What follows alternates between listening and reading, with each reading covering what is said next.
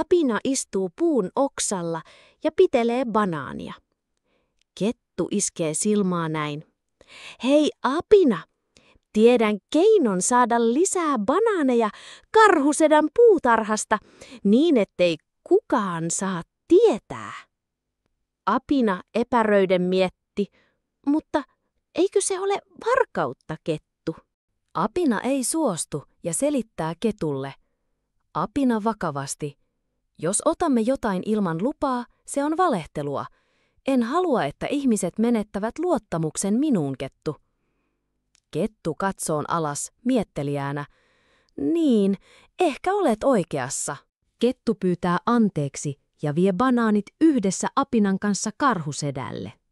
Kiitos, että muistutit, Apina. En enää ota toisten tavaroita.